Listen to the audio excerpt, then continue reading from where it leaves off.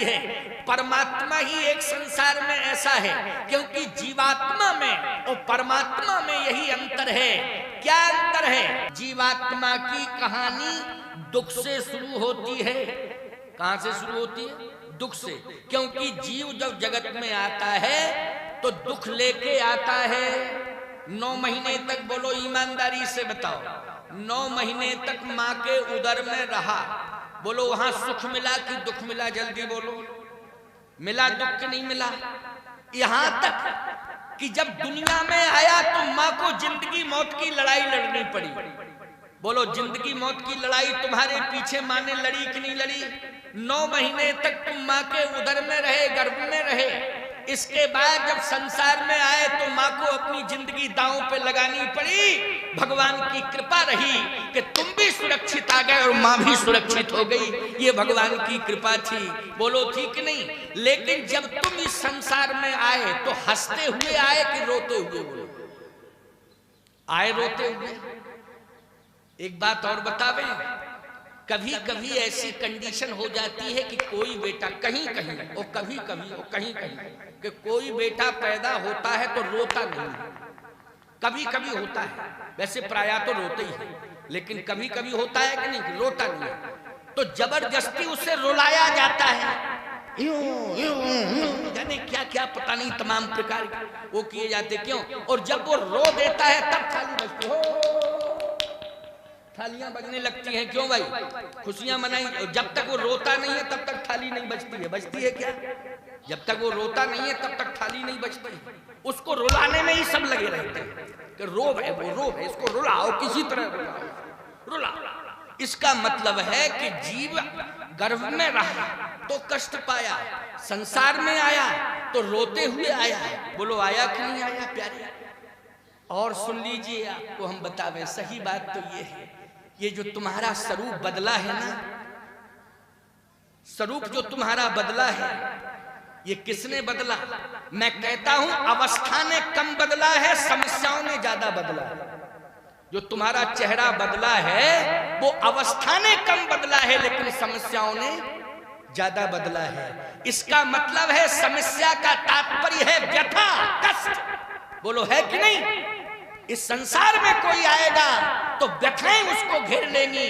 ग्रह कारज नाना जंजाला तेयत दुर्गम शैल विशाला, ऐसी कंडीशन पैदा हो जाएगी और हो ही जाती है। लेकिन परमात्मा की क्या पहचान है?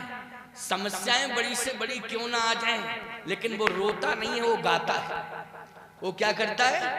गाता है। किसी ने कहा कि वो तो रो रहा था पहले, आंखों में आंसू थे, तब तो लक्ष्मण समझाए बहु, भांति पूछत चले लता तर पाती। एक बात और सुन लीजिए, परमात्मा लीला करता है तो लीला में नर लीला करता है तो उसमें नाटक में लगता है कि ये रो रहा है, लेकिन सही बात तो ये है कि नाटक मानी वास्तविकता नहीं होता। नाटक मानी वास्तविकता होता है क्या? नाटक मानी नाटक ही तो होता है। जैसे मान लीजिए कोई हरिश्चंद्र का रोल करे नाटक में, रात्रि में नाटक चल रहा हो मंच और हरिश्चंद्र बन जावे, और हो व्यापारी वो दुकान पे बैठता हो मार्केट में, और हरिश्चंद्र के अभिनय में उसने रात में अपना सब कुछ लुटा दिया। अब लोग कहें कि बहुत बढ़िया रहा, ये तो इतना बड़ा दानवीर है कि चलो दिन में इसकी दुकान पे चलें, ये पूरी दुकान ही लुटा देगा। बोलो भाई, वो पूरा गांव इकट्ठा हो जाए, ये भी लाओ ये भी लाओ, कहे ये लाओ ये लाओ, वो देना शुरू करे, पैसा कोई देना, वो कहे पैसा लाओ, कहे रे तुम हरिश्चंद्र हो, रात में तुमने सब लुटा दिया था, वो दिन में क्या कर रहे हो? तो वो कहेगा ये है वास्तविकता, दिन में वो था नाटक। वो क्या था? नाटक था, लेकिन ये है वास्तविकता। तो नाटक में और वास्तविकता में अंतर होता है। तो ये परमात्मा की लीला है, अभिनय है, जो रोने वाला रोल है। लेकिन यहाँ हनुमान जी के सामने वास्तविकता है। सीधी सी बात यह है, संसार के सामने जब नरलीला परमात्मा करता है तो वो अभिनय करने लगता है नरलीला में, लेकिन जब उसे महात्मा मिल जाता है तो अपनी वास्तविकता का प्रदर्शन कर देता है, अपनी वास्तविकता को महात्मा के सामने प्रस्तुत कर देता है। बस यही हुआ, हनुमान जी को देख करके भगवान ने अपनी वास्तविकता का वर्णन कर दिया कि वास्तविकता है क्या? वर्णन हो रहा है ये वास्तविकता का। बोलो हो रहा है कि नहीं? आपन चरित कहा कहो विप्रन जी कथा बुझाई। हनुमान जी ने कहा बस समझ में आ गई बात आपकी, वास्तविकता आपकी वाणी से। क्यों? बोले जीव में और ब्रह्म में यही अंतर है। जीव की कहानी, जीव जब जगत में आता है तो क्या लेके आता है? दुख लेके आता है। जीव की कहानी दुख से शुरू होती है और चिंता में समाप्त हो जाती है। बोलो रोते हुए आया और चिंता में मर गया। बोलो रोते हुए आया जीव, कष्ट लेके आया, आया कि नहीं? और मर कब गया? बोले चिंता में मर गया। तो हनुमान जी बोले जीव की कहानी दुख से शुरू होती है, वो चिंता में समाप्त हो जाती है, लेकिन परमात्मा की कहानी सुख से शुरू होती है और आनंद में समा जाती है। इसलिए जो आनंद सिंध सुख राशि और सीकर तई त्रैलोक सुपासी, आनंद में समा जाती है। जीव दुख में रोता है और सुख में गाता है, लेकिन परमात्मा सुख में भी गाता है और दुख में भी गाता है। इसलिए आप गा रहे हैं पिता का मरण और पत्नी का हरण, लेकिन आपन चरित्र कहा हम गाई। अब तो मुझे परमात्मा मिल गया, प्रभु पहचान परऊ गहे चरना, सो सुकुमा जाए नहीं वरना, चरण पकड़ लिए। भगवान ने कहा अच्छा अच्छा, मुझे लगता है कि तुम भ्रमित हो रहे हो और भ्रम को दूर करो, मैं परमात्मा नहीं हूं। हनुमान जी ने कहा कि मैं तो कह रहा हूं कि और पहचान। हाँ, जैसे ही मैंने मत्था झुकाया तो मैंने समझ लिया कि वही परमात्मा है। कौन सा परमात्मा?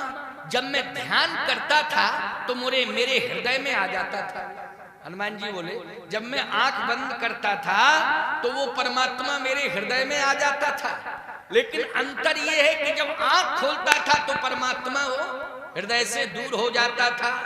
लेकिन अब मैंने आपके चरण पकड़ लिए हैं, अब मैं आपको, क्योंकि ध्यान करता था तो हृदय में वो परमात्मा, आप फोटो से फोटो ही तो मिला रहा था ना, क्योंकि आप समझ रहे थे कि प्रणाम कर रहा था और मैं सिर झुका के ये देख रहा था कि जब ध्यान करता हूं तो जो मूर्ति ध्यान में सामने आ जाती, हृदय में आ जाती है, क्या वही मूर्ति मेरे हृदय में रहती है? वही मूर्ति हृदय में आती है। इसलिए मैं आंख बंद करके ध्यान कर रहा था। अब मैंने देख लिया कि आंख बंद करके जब ध्यान करता था तो यही मूर्ति दिखाई देती थी। अब आंख बंद की मैंने तो समझ में आ गया वही मूर्ति। अब आपके चरण छोड़ने वाला नहीं हूं, चरण मैंने पकड़े लिए। भगवान ने कहा देखो ऐसा है, चरण मेरे छोड़ दो। हनुमान जी बोले क्यों? कहे इसलिए कि चरण किस उद्देश्य को लेकर पकड़े हैं तुमने, ये बताओ। हनुमान जी बोले ये उद्देश्य है कि इन्हीं चरण में रहूंगा, जो चरण पकड़े हैं इन्हीं में रहूंगा। भगवान बोले ऐसा है, चरण मेरे खाली ही नहीं। हनुमान जी बोले खाली नहीं है? कहे हाँ। क्यों? चरण में कौन है? राजीव अरे बरन नहीं जाही, ओ मुनि मन मधुप बसे जिन माही। बड़े बड़े अमलात्मा, बिमलात्मा, हंस, परमहंस, योगेंद्र, मुनेन्द्र सभी हमारे चरण में रहते हैं। अच्छा बोलो भगवान के चरण में महात्मा रहते कि नहीं रहते?